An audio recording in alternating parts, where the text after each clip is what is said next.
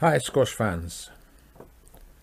Professional squash is a sport where two fast-moving, top-class athletes compete within the same relatively small space.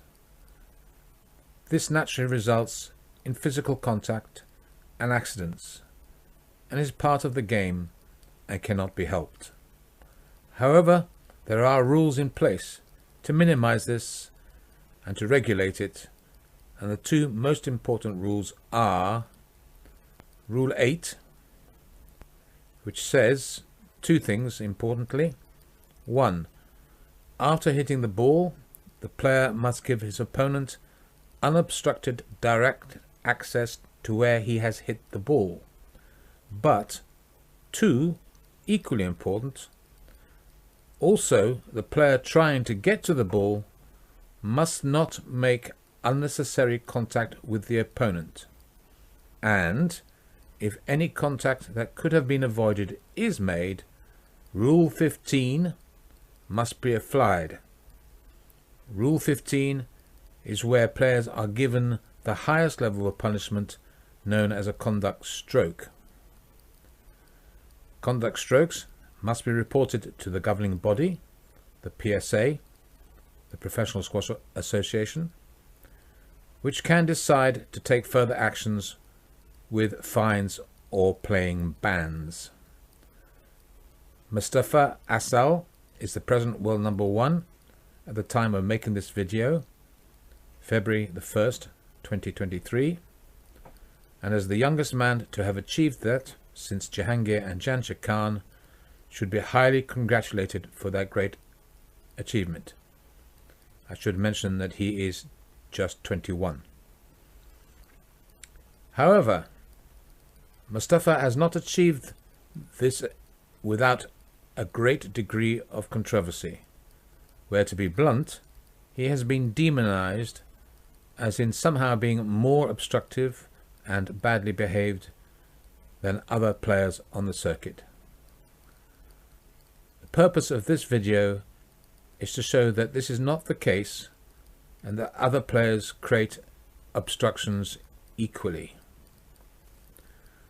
I'm going to comment on the action clips and show that Mostafa is punished with conduct strokes, remember the highest level of punishment, for perceived breaking Rule 8, for not clearing properly, but that others who do the same do not even receive a warning, and that players are all the time breaking Rule 8, the other part making unnecessary contact with him, and not even receiving a warning, let alone the mandatory Rule 15 that follows, that where conduct strokes should be awarded.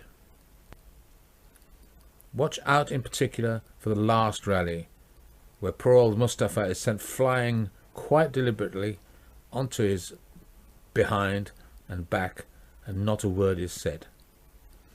Finally, before we get to the action, other players have received conduct strokes but not been banned. It would appear that the PSA only consider banning Mostafa. One has to consider why.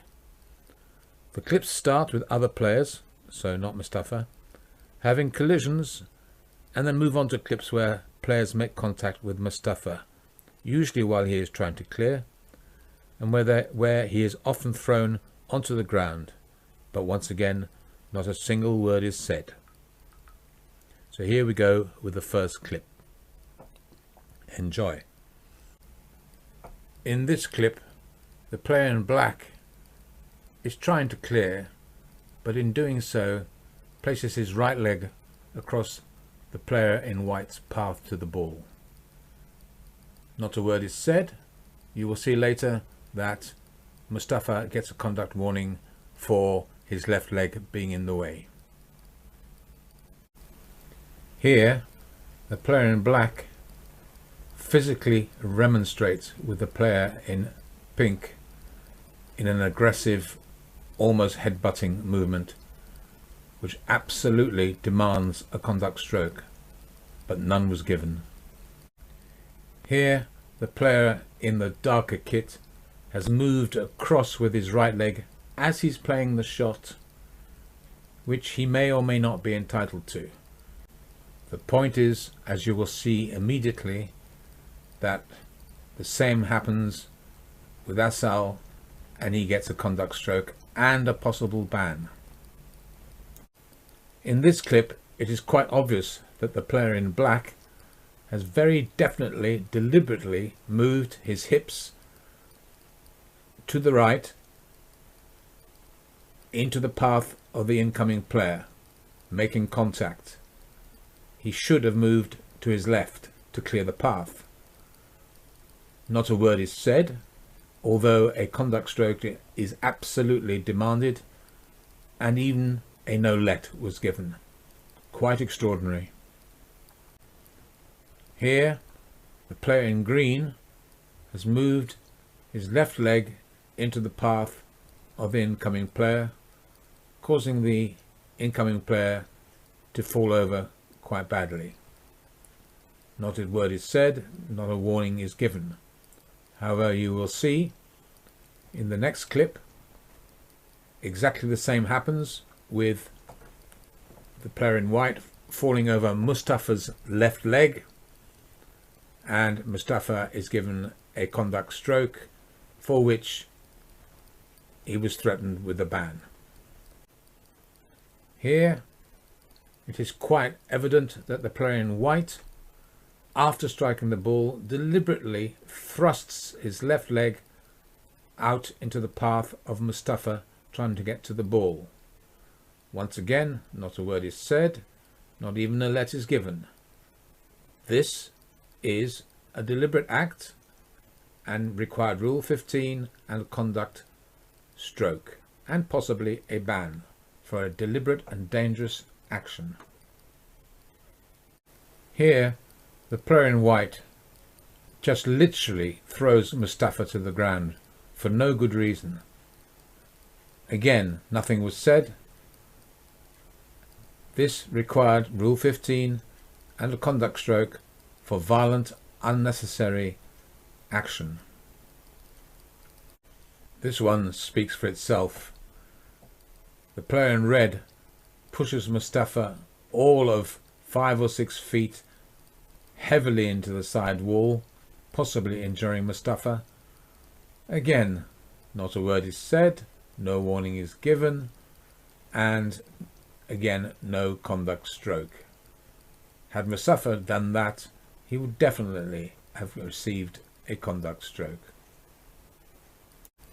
Here, the player in orange has got a line to the ball to the right of Mostafa, but decides to run straight into the back of him. He correctly gets no let, but maybe should have received a warning again for unnecessary contact when the ball was clear to Mostafa's right. Definitely have received a conduct stroke. The player in red here, once again, plays Mostafa for no good reason and pushes him some 5-6 feet forwards, eventually throwing him onto the ground. Totally unacceptable behaviour. Not a word was said, no warning given, no conduct stroke. Here the player in white does hit Mostafa with the ball and does get a conduct stroke correctly, but no threat of a ban. For this one, I remind everybody that Rule 8 says that the incoming player must not make any unnecessary contact with the other player when trying to get to the ball. For me, this is excessive, unnecessary and dangerous, and way over the top, and that he should have received some kind of warning, and probably Rule 15 applied, a conduct stroke. However, nothing was said, no warning was given, and in fact the point was simply given to the man in orange. Here you will see Mostafa doing what all the players have been doing in all these clips, playing a backhand volley with his foot, rear foot, on the tee and standing back up onto it. The player in white falls over that leg Mostafa gets a contact warning and a threat of a ban. Again, I'll remind you, Rule 8, the incoming player must not make any unnecessary contact with the other player. The player in orange has played a dreadful shot. Mostafa takes up the middle of the court and puts the ball in the far corner. The man in orange just drives through him and knocks him to the floor. That is at very least a warning, probably a conduct stroke, and possibly a threat of a ban. Here Mostafa has an easy volley from more or less on the tee, plays the volley, recovers to the tee, and because his opponent is so close to him, crowding, that's what it's called, that there is a collision. Mostafa gets a contact warning and a threat of a ban. I've left the best till last. Remind you, Rule 8 again, the incoming player must not make any unnecessary contact with the other player, and if he does, Rule 15 is invoked, a contact stroke at least. This to me is incredibly dangerous play and looks to me as totally deliberate as the left hip moves sharply upwards into Asal's back and knocks him flat onto his backside. Could have damaged the coccyx, could have damaged his back. Not a word is said, no warning given, and play went on as if nothing had happened. This is 100% a conduct stroke and 100% a possible ban for very dangerous, very ungentlemanly play.